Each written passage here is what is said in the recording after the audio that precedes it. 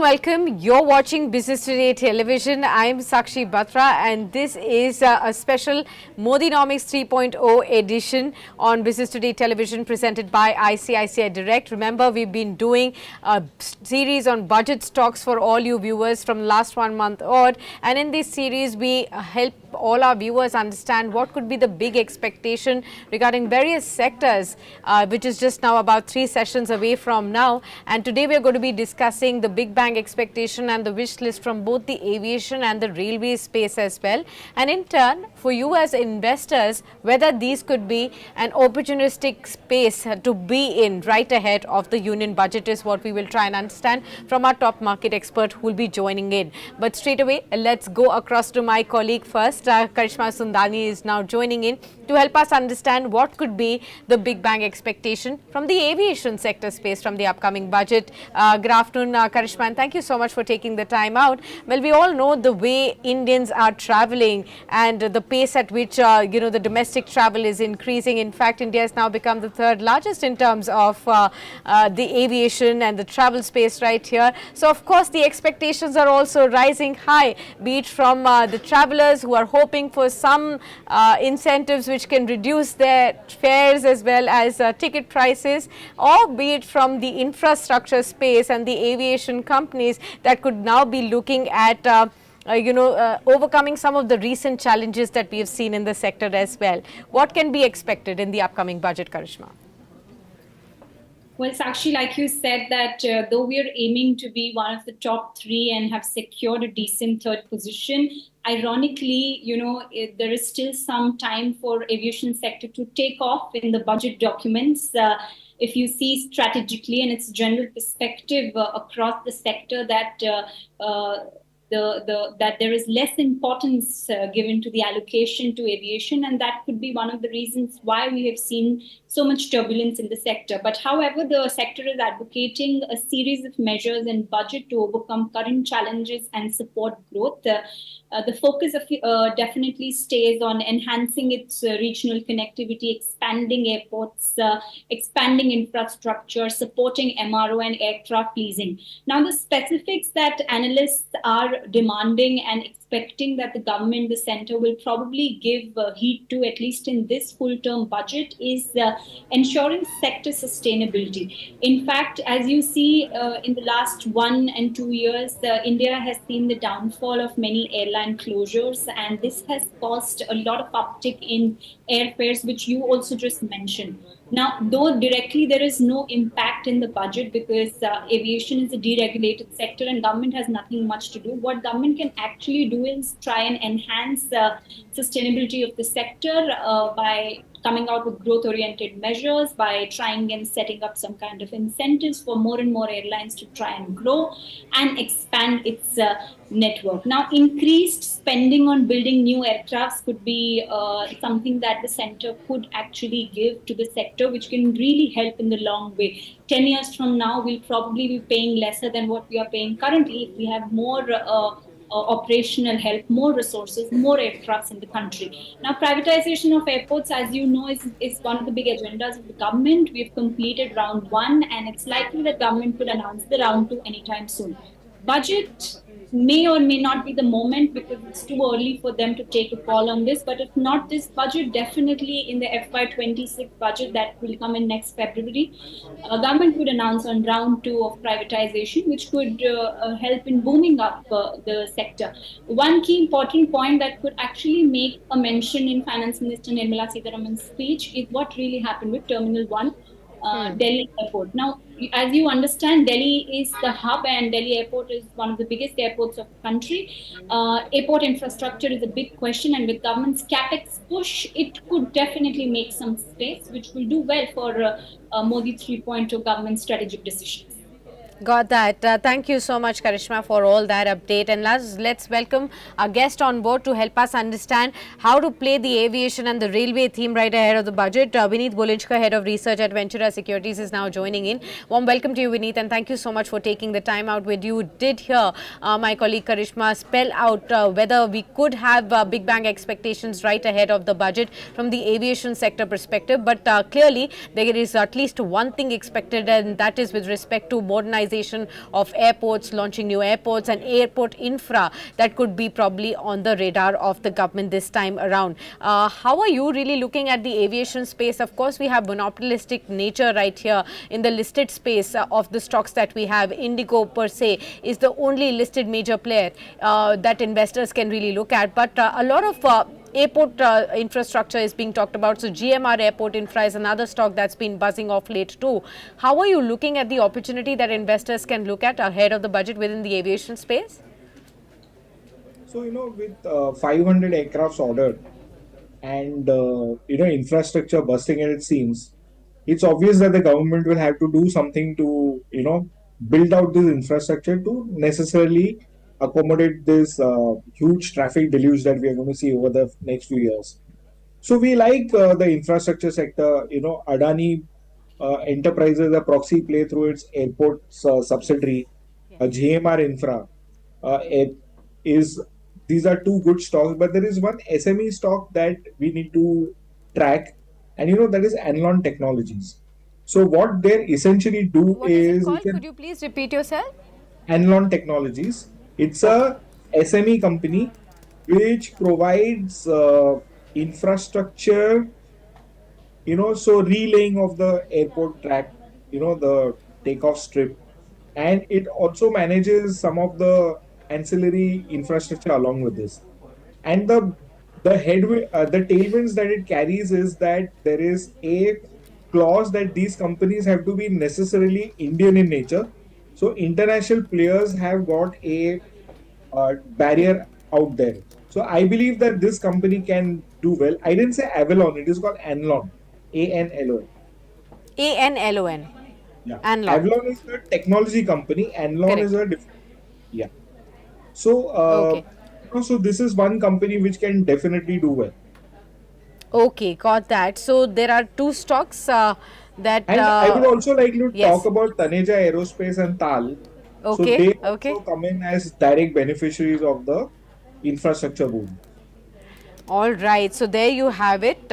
Some newer stocks also shared beyond the traditional stocks of GMR Airports, Infra, Indigo, and Anlon Technologies, Taleja. These are some of the stocks that we will continue to look at. Avalon is not the stock.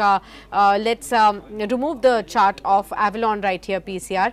The stock that Vineet has discussed is Anlon. It's a SME stock, and that is related to the aviation space, and any bump up in the infra space could be benefiting the company as of now. Apart from this, the aviation, of course, the kind of challenges that we have been seeing in this entire space, Vineet, when it comes to addressing the industry's shortage of talent, boosting operational efficiency, elevating the passenger experience, which has been deteriorating day by day. Overall competitiveness also is extremely important, which is, very few, aviation companies are sustaining at the current levels. How do you expect these things can be, thought over and considered, whether in the budget or beyond it?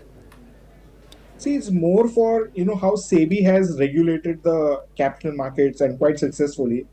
We need to have a very strong, air travel regulator who manages all these. Currently, what is happening is that the competitive intensity is not that cutthroat because it's become monopolistic with only two players in the market. And the government has been very critical of allowing international players into the circuit. In fact, a lot of the circuits which were during the UPA regime were given away at sweetheart deals to international airlines are now being reclaimed by the government as their tenures expire and making it an India-based company. So, here what we need essentially is that SpiceJet should ramp up its performance, improve operational efficiency, and thereby increase the competitive intensity in the market.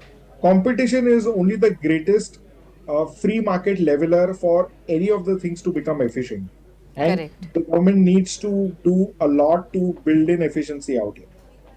Improve competition.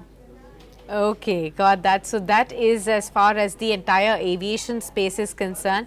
The other space that we are going to be discussing today is with respect to railways. Of course, this is one space that has outperformed in the stock markets. From the interim budget till now, there are railway stocks that have rallied up to 100% already within just a few months. So investors' money has doubled mostly in some of these stocks as well within the railway space. And of course, entire railway space again goes with a lot of high expectations when it comes to the upcoming final budget as well. We'll be joining by my colleague Asim very shortly to help us understand what could be the key expectations right there. But overall, asking you also, Vineet, what is your own expectation when it comes to the railways from the upcoming budget? So, one of the key drivers of the railway budget going out ahead is going to be allocations towards the general compartments. Because we have seen Vande Bharat and Garib Rath being rolled out, but you need more to cater to the, mass population. So I think it is also the government stated intent to build on that.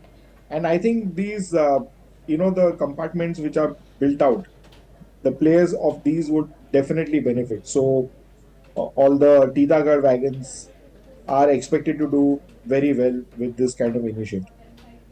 Okay, got that. Titagarh Wagons is likely to benefit. Let's get Asim with us. Asim also has some more details from what our top analysts really expecting from the upcoming budget when it comes to railways. Asim, take it away. What can be expected in terms of the capital outlay? Will that see an increase from the interim budget as well? And of course, what are the other details that you have? Thanks, Sakshi. So, KRS Ratings expects an increased budgetary allocation of 12 to 15% at rupees 2.75 lakh crore in the upcoming budget. In the interim budget, Finance Minister Nirmala Sitharaman had allocated rupees 2.52 lakh crore to the railways as a gross budgetary support, along with an additional rupees 10,000 crore from extra budgetary resources. Now, Vivek Lohia, Managing Director at Jupiter Wagons, expects the government to prioritize the creation of energy, mineral, and cement corridors announced in the interim budget. Industry body PSD Chamber of Commerce and Industry has demanded an increase in CAPEX spending on better technology, including railroad connectivity, IoT, automation, blockchain, cloud computing, AI, and robotics to improve logistics development in the nation. Industry participants also expect the government to come out with a production linked incentive scheme to boost the production of railway ancillary parts in India. Experts have called for a traction in track construction phase, thrust on high speed trains, large investments in rolling stock, and substantial completion of dedicated freight corridors, which will augur well for the sector. An independent analyst has also called for maintaining high capex outlay, allocating funds for safety through the rapid rollout of the Kavach anti-collision system, launching new Vande Bharat and Amrit Bharat trains, increasing freight wagons and passenger compartments, and significantly funding safer and faster tracks in congested networks. Meanwhile, in a pre-budget rally, railway stocks have been on fire. RVNL, IRFC, Railtel and Texmaco Rail have surged up to 112% since the interim budget on February 1. Back to you, Sakshi. Right, Asim, thanks a lot for that update. Meanwhile, viewers, the Nifty is back at record high levels. You've actually seen the Nifty crossing 24,700 mark for the very first time in trade today, and 104 points high in trade. That's a sharp spike in the Nifty in the markets right now. Remember, we are not only off the day's lowest point. When we started out, there was a very less conviction whether the markets will be able to sustain its fourth consecutive day of gain today, but the rally has again begun after that brief half an hour point of a correction that we saw in the early morning trade, and we've been choppy, but now we are at the high point of the day as well. The all-time high level now on an intraday basis is 24,738. It's IT all the way that's pulling up the markets higher in trade. The top stocks that are contributing to the markets are TCS, Infosys, L&T, ICICI Bank, ITC, Reliance Industries. These are the stocks that are contributing sharply to the markets in trade as well. So once again, you have an ongoing rally. So just wanted to mention that for all the viewers, that the markets are actually rallying. But let's see, Vineet, you did talk about how Titagar wagons could be at a beneficiary from the upcoming budget. What else beyond Titagar wagons would you be keenly looking at, despite the sharp run up that the markets have already seen in the railway space? So there is one company called Responsive Industries, which manufactures leather cushions for the Garib Rath and also for the Vande Bharat. They're one of the few who do that, and this could be a indirect benefit of this boom that takes place. Apart from this, I think IRCTC should also benefit. uh, if the number of wagons goes up, then the number of people who travel also goes up, and that directly contributes to the ticketing that plays out. And so I believe that IRCTC is a very, very low valuation stock which can do well going ahead. Which can do well going ahead as well. But any hopes for any fair concessions to be announced in the upcoming budget? Vineet, would you have any sense that the government could be really looking at that? Because, we've been discussing as to how this coalition government and the first budget under this could also probably tilt a little bit towards populism. Is that going to happen or not at all? So populism is going to happen, but railways is a very good form of populism. So, increasing allocation into railways, doing more manufacturing, indigenization in the country, allocating plants to Bihar and Andhra Pradesh, which are, backward in terms of development.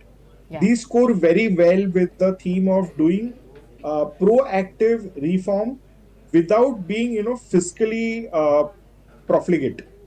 So I think that railways spending increasing on that, indigenization of products, giving further boost to the platform building story, station infrastructure, and all this will do very well for the uh, for the budget without being fiscally profligate. Okay, got that. Well, thank you so much, Vineet, for being with us on this very special edition and helping our viewers really understand any opportunities within the aviation and railway space right ahead of the budget that one should be looking at, the key stocks that could benefit from an increase in outlay that is expected in the upcoming budget for the railway space and, of course, for the aviation space, as well as to how the infrastructure story could be definitely strengthened in the upcoming budget. With that, viewers, we wrap it up at that. Thank you so much, Vineet. And this is a special budget session that we had, Modinomics 3.0, right ahead of the Big Bang Union budget that will be presented on July 23rd. And we'll continue to get you more insight from the what to expect from upcoming budget going forward as well. So stay tuned on Business Today. The action continues on the other side.